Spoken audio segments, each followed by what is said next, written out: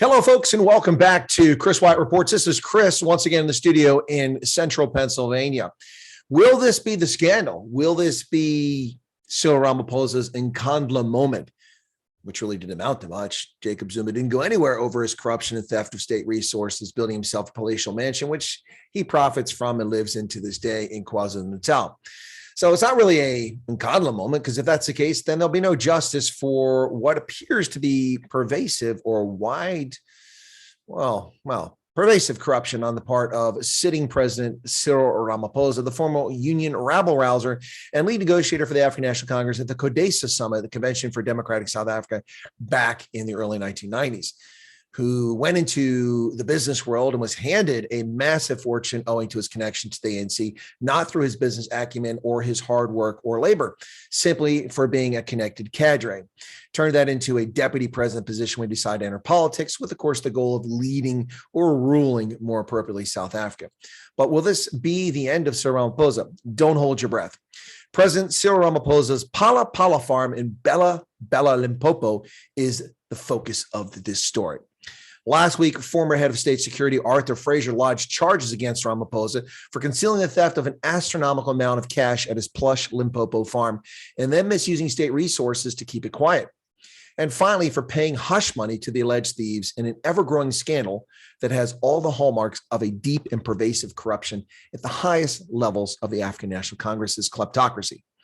The amount of money we're talking about is on the order of $4 to $8 million US, 60 million to 120 million rand in cash lying around at his Phala plush estate in Limpopo.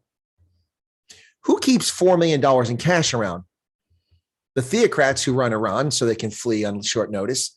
Saddam Hussein throughout his multiple palaces and his dirty little sons who are all dead now. ZANU-PF, Robert Mugabe. Only criminals and thieves keep that kind of money stashed in cash around their house. Nobody over the course of a lifetime through honest labor accrues $4 million in US cash in a country where the currency is the rand, not the dollar, and keeps it in their remote farm estate rather than a bank, avoiding taxation and avoiding reporting of large movement of money. However, Melanie Verwoerd, not her maiden name, in a News 24 op-ed seems intent on still carrying the water for elite corrupt government officials, expressing shock and dismay that Cyril Ramaphosa could possibly be involved in any corrupt practice. Ladies and gentlemen, the intentional cognitive dissonance of rich leftist white South Africans elites is mind-boggling. Either that or they're simply liars. In her News 24 op-ed, Verwoerd stated the following: "In my job as an analyst, I always try to look at all possible scenarios." Okay. The negative one is where Fraser's allegations that Ramaphosa was involved or knew and approved of it turns out to be true. This would be a huge problem for Ramaphosa and his future as president, if that's the case. However, I'm hoping that there is a possible alternative explanation. It goes something like this. And here she carries the water for this corrupt government. Given that Cyril Ramaphosa was president at the time of the robbery and clearly not hands-on in the business, someone in his employ was handling the sales. Sales? You have a ranch that has $8 million in cash? Spare me. The president was not informed of the sale, or if he was, not about the details, such as the cash payment and where the cash was kept. What do you possibly pay $8 million for on a ranch? Then she goes on, then the cash gets stolen. One must wonder how on earth the president's property was not properly secured. Really? I'll get more to that story at the end of this response. But she wonders how on earth the president's property is not secured. What, like how the ex-wife of a former president, deputy president, gets raped and murdered in her posh home? Ramaphosa would be better served by G4S than by the presidential security detail. Of course, the former president and deputy president's ex-wife I'm referring to is former President F.W. de Klerk. His wife was raped and murdered in her posh estate. Where was presidential security? Then she says the president gets informed about this and tells the head of the presidential protection unit to handle the matter. This would not be unusual. How so? How so? How is this not unusual? We're not talking about a wristwatch stolen by the help in your apartment. We're not talking about a broken gate or a couple cattle rustled. We're talking about 60 million to 120 million in rand in dollar currency, pilfer from his private posh estate in cash. Not unusual?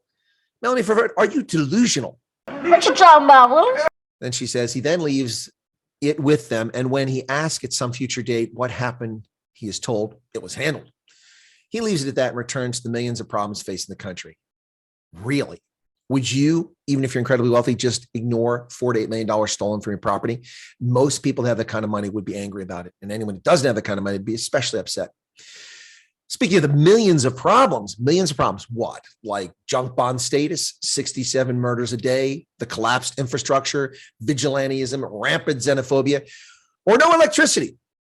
Or more to the point, African National Congress racketeering, the KZN Haotang internal insurrection within the ANC back in July 2021, or the daily exposure of ever more office-holding ANC criminals like Danville Smith. And what of the First National Bank not reporting suspicious transactions to the authorities when money was funneled to the alleged thieves? What of the police intervening to remove the case from the local precinct where Arthur Fraser lodged charges? What of the sudden affluence by the alleged criminals who went from begging for bus tickets to buying upscale Cape Town flats? Aren't these legitimate questions? Which she doesn't ask. One of the alleged suspects in the burglary at President Ramaphosa's Limpopo farm paid 1.8 million rand in cash for a flat in Blaubergstrand, Cape Town, almost a year to the day after the theft of apparently millions of dollars stashed at Ramaphosa's farmhouse. And stashed is a good word. The flat's in an upmarket development in Table View called Sandon Lifestyle Center, where properties regularly fetch between 1.5 million and 2 million rand. According to Deeds Office records, Eriki Sikongo, who was named as one of the alleged burglars in an affidavit provided to police by former spy boss Arthur Fraser, remains the owner of the property. Sikongo, the deed shows, sealed the deal on the apartment on the 12th of February, 2021. In July 2020, he paid 300,000 rand for a property in Kaifontein. Where's this guy getting all this money? Deputy President David Mabuse has appealed to members of parliament to not interfere and allow law enforcement agencies to investigate the robbery at President Cyril Ramaphosa's Limpopo farm.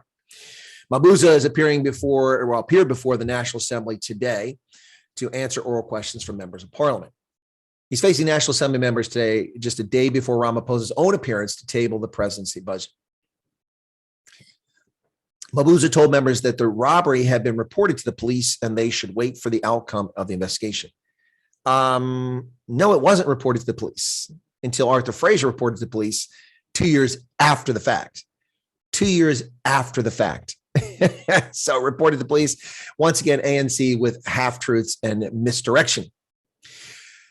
Mabuse said, I don't think we have reached a point that the president must step down. All I know is that a case has been opened. Ooh, step down. We're hearing that now. He said people should not jump the gun and preempt the outcome of the investigation. Yeah, David Mabuse, I myself have $6.5 million in large notes in plastic wrapped on a pallet in my basement. And I live in Philadelphia if you're looking for it. Yeah, not jump the gun. Yeah, because those tourists from Dubai came in and they got to shoot big game and they paid $8 million for that.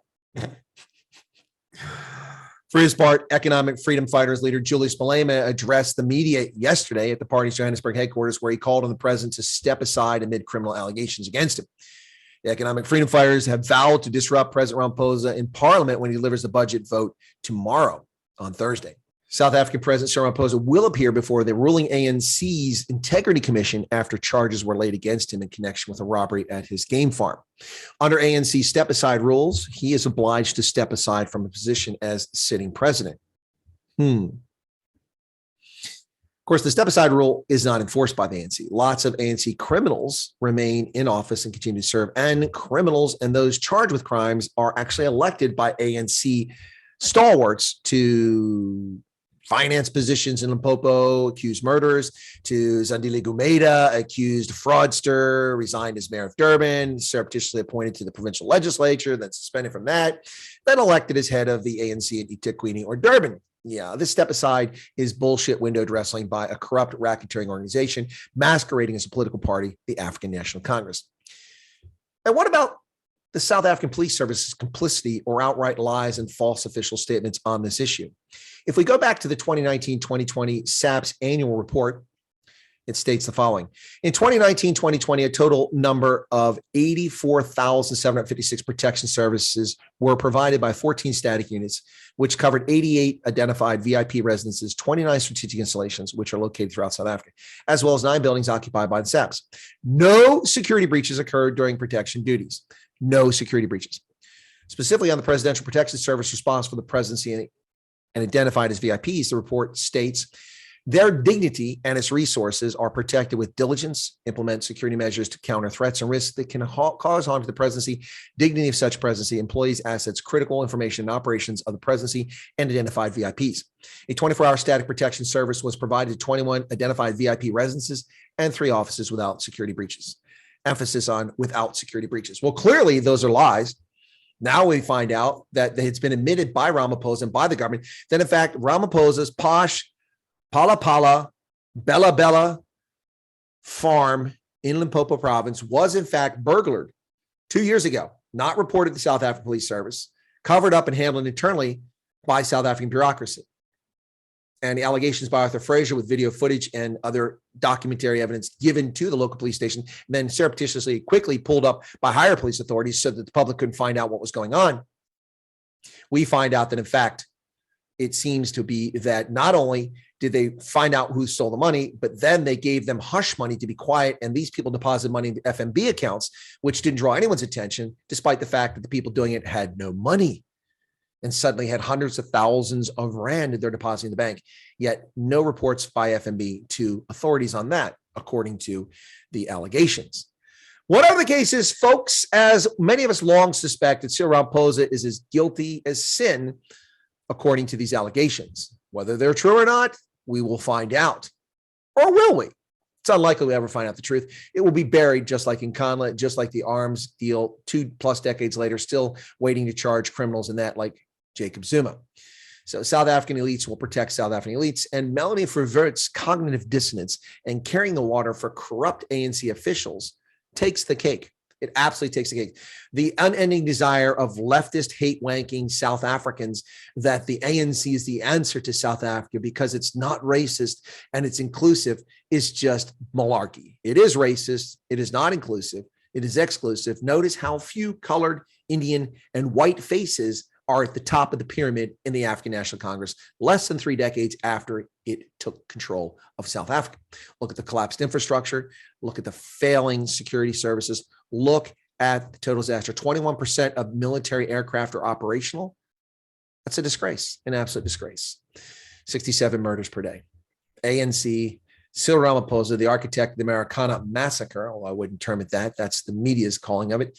Those striking miners precipitated their demise, but the architect of that was Deputy President Cyril Ramaphosa. And I'm sure we'll uncover much more pervasive, vast fraud on the part of the ANC as time goes by. It seems to be a daily release, just drip, drip, drip from the valve of ANC corruption. This kleptocracy, it's time for it to go. Hey, folks, if you're not a subscriber to Chris Wyatt Reports and Chris Wyatt Africa, why don't you become one? Hit that button right down there, become a subscriber. Be sure to give us a like on the video if you don't mind.